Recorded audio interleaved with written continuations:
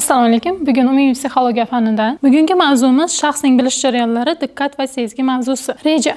Sezgilar haqida umumiy tushuncha, sezgilarning nerv fiziologik asoslari, sezgilarning tasnifi, sezgilarning turlari, sezgi sohasidagi qonuniyatlar. 3-reja. Diqqat haqida umumiy tushuncha. 4. Diqqatning nerv fiziologik asoslari, diqqat turlari. Sezgi deb atrofimizdagi narsa va hodisalarning sezgi a'zolariga bevosita ta'sir etishi natijasida ularning ayrim belgi va xususiyatlarining miyamizda aks ettirilishiga sezgi deb ataymiz. Sezgi bilish jarayonlari ichida eng oddiy psixologik jarayon bo'lib, tashqi olamdagi narsa va hodisalarning aks ettiradi.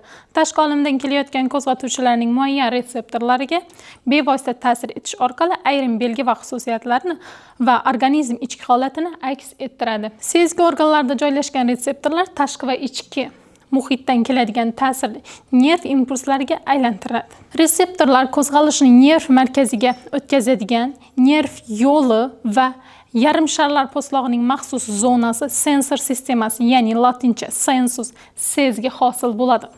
Bunday sistemani eng birinchilardan bo'lib Ivan Petrovich Pavlov analizatorlar deb atagan. Analizatorlar atrof muhitda va organizmda sodir bo'ladigan hodisalarni qabul qilib, tahlil qilishga ixtisoslashgan nerv tuzilmalaridan iboratdir. Analizatorlar tashqi va ichki muhitdan keladigan taassurotlarni qabul qilib olib, fiziologik jarayon bo'lgan qo'zg'alishni psixik jarayonga, ya'ni sezgilarga aylantiruvchi nerv mexanizmlar tizimidir. Analizatorlar apparati 3 qismni tashkil etadi. Ular quyidagilardan iboratdir.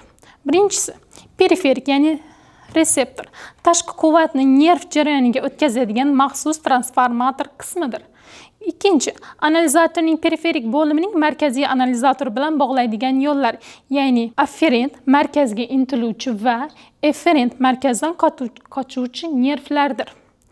Uchinchi, analizatorning periferik bo'limlaridan keladigan nerv signallarining qayta ishlashini sodir bo'ladigan qobiq osti va qobiq bo'limlari hisoblanadi. Sezgi organlarimiz quyidagi turlari mavjud. Birinchi, ko'rish, eshitish, hid bilish, ta'm bilish va teri orqali sezish. Sezgilar joylashish o'rniga ko'ra 3 ta guruhga ajratiladi. Bular ekstraretseptor, intraretseptor va proretseptor sezgilar. Ekstraretseptor sezgilarimiz bu insonning tashqi, ya'ni tana qismida joylashgan sezgilar hisoblanib, bular ko'rish, eshitish, hid bilish, ta'm bilish va teri tuyish sezgilaridir. Intraretseptor sezgilar bu insonning ichki tanasida joylashgan, ya'ni organlarda joylashgan sezgilar hisoblanib, bular organik, og'riq, harorat va taktilni sezuvchi sezgilar hisoblanadi. Uchinchisi proretseptiv sezgilarimiz harakat va kinestetik muvozanat va vibratsiyani sezuvchi sezgilar turlari sirasiga kiradi. Analizatorlar bular quyidagicha ko'rinishda bo'lib, barchasi inson miya yarim sharlarida qabul qilinadi. Masalan, teri bilan sezish insonni miyasining qaysi bo'lmasida qilishi yoki hid bilish tizimi oldingi miya, eshitish yoki ta'm bilish va ko'rish sistemasini ko'rishimiz mumkin. Orqa miya orqali signallarni qabul qilish sohalari mavjudligini. Sezgi hosil bo'lishi bosh miya yarim sharlari po'stlog'idagi nerv markazlari bilan bog'liq. Sezgi organlar faoliyatini nazorat qilib va boshqarib turadi. Ko'rish sezgisi insonlar tomonidan rang va yorug'likni sezish, ko'rish sezgilari orqali amalga oshadi va seziladigan ranglar 2 xil ajratiladi. Birinchi, xromatik va axromatik turlarga bo'linadi. Inson ko'zining to'r pardasi 130 millionga yaqin tayoqcha va qalbachalardan tashkil topgan bo'lib, maxsus nerv hujayralari mavjuddir. Inson ko'zining to'r pardasida 130 millionga yaqin tayoqcha va 7 millionga yaqin qalbacha bor deb taxmin qilinadi. Qalbachalar yordami bilan xromatik, ya'ni kunduzi ranglar ko'riladi.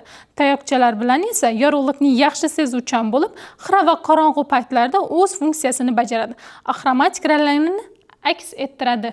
Eshitish sezgilari. Eshitish sezgilari tovushlarni eshitishdan iborat bo'lib, musiqiy va shovqinli tovushlarni aks ettiradi.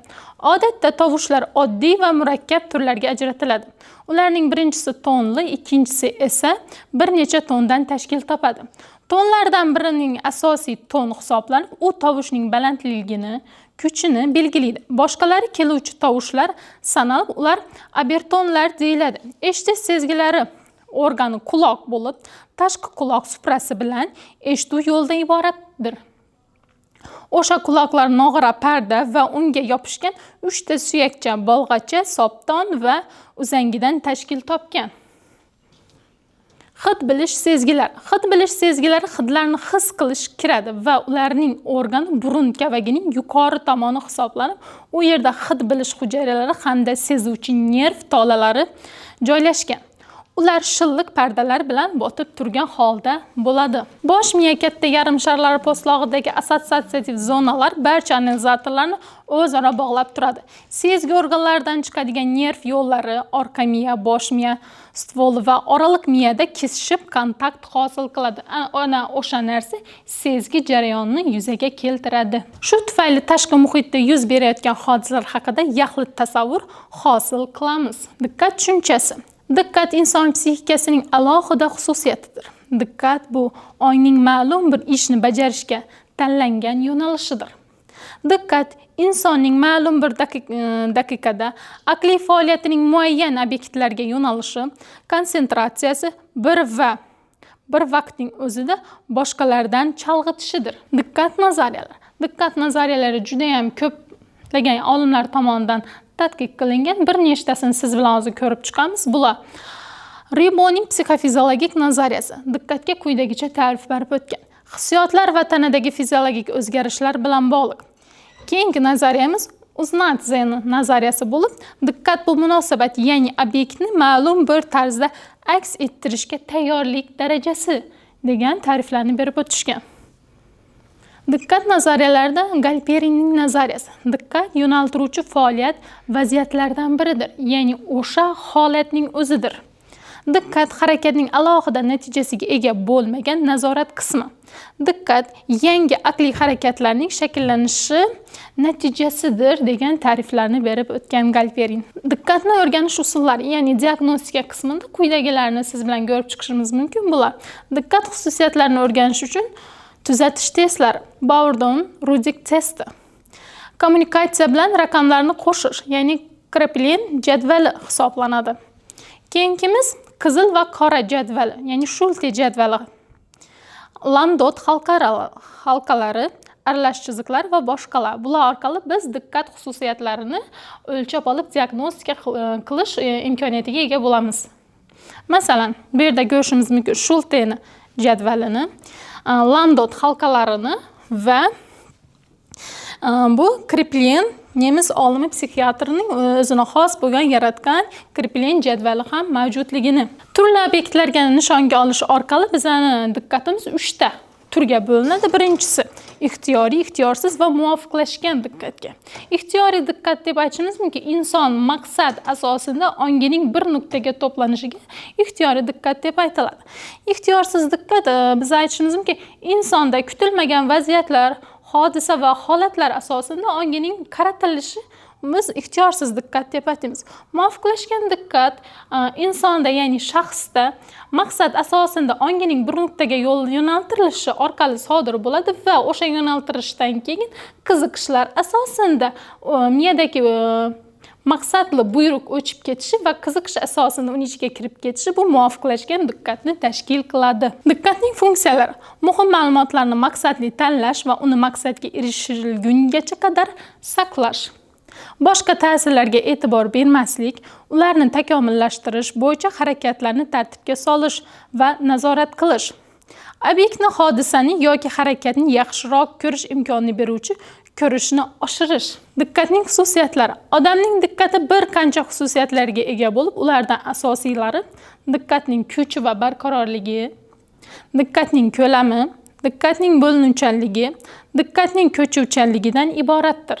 Agarda svetoforda qizil chiroq yonsa, to'xtaymiz.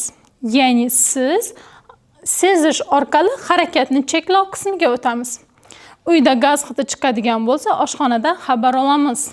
Bularning barchasi insoniy sezgi organlari va analiz, tahlil orqali faoliyatimizni cheklash va faoliyatimizni qayta boshlashimiz uchun signal vazifasini o'tab bermoqda. Bugungi mavzumiz mana shulardan iborat.